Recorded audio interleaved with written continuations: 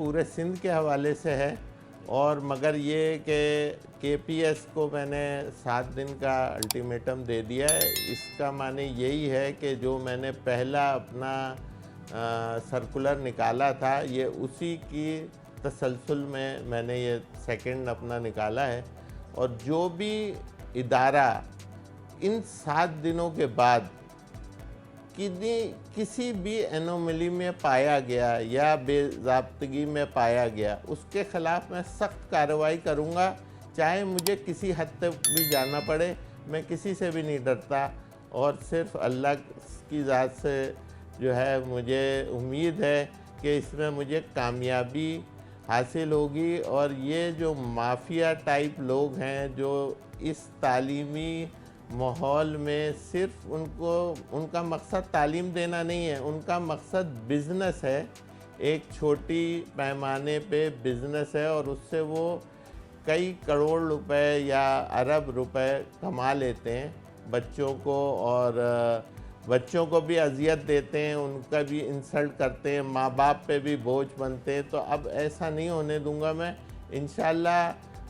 1 ہفتے کے بعد میں سخت امپلیمنٹیشن کروں گا، یعنی 3 تاریخ کو میں نے یہ سرکولر نکالا ہے، یعنی آفٹر 10 اکتوبر انشاءاللہ 11 سے میں رینڈملی کسی بھی ادارے میں وزٹ کروں گا، اور جہاں بھی مجھے بے ضابطگی ملی تو میں وہاں پہ جو ہے سخت اقدام لوں گا، چاہے مجھے وہ کالج یا اسکول سیل بھی کرنا پڑے تو میں اس سے دریغ نہیں کروں گا، اور اس کو سیل کروں گا، اس تعلیمی ادارے کو۔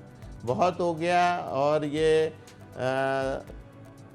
طلباء کے ساتھ بھی زیادتی کرتے ہیں، مار پیٹ تشدد کرتے ہیں، اور والدین کو بھی اتنے مہنگائی کے دور میں وہ خون چوسنے کے مترادف ہے کہ وہ فیسیں اتنی ہائی کر رہے ہیں، اور بے ضابطگیوں کی انتہا کر دی ہے۔ یہ سب ختم ہوں گی انشاءاللہ 11 تاریخ سے۔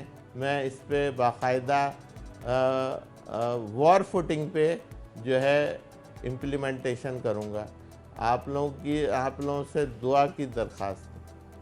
یہ بتائیں کہ ابھی جو سلسلہ جاری ہے، یہاں پہ احتجاج کیا جا رہا ہے، اس کے بعد اب کیا علائم اختیار کیا جائے گا؟ کیونکہ زائد فیسیں بھی لی جا رہی ہیں، جو سالانہ اضافے کیے جا رہے ہیں وہ بھی غیر قانونی ہیں، اور اسی طریقے سے اینول فیس بھی غیر قانونی طور پہ لی جا رہی ہے، تو اس پہ اب آگے کیا علائم اختیار کیا جائے گا آپ کی طرف سے؟ آج ہم نے یہ کراچی پبلک اسکول کے سامنے مظاہرہ کیا۔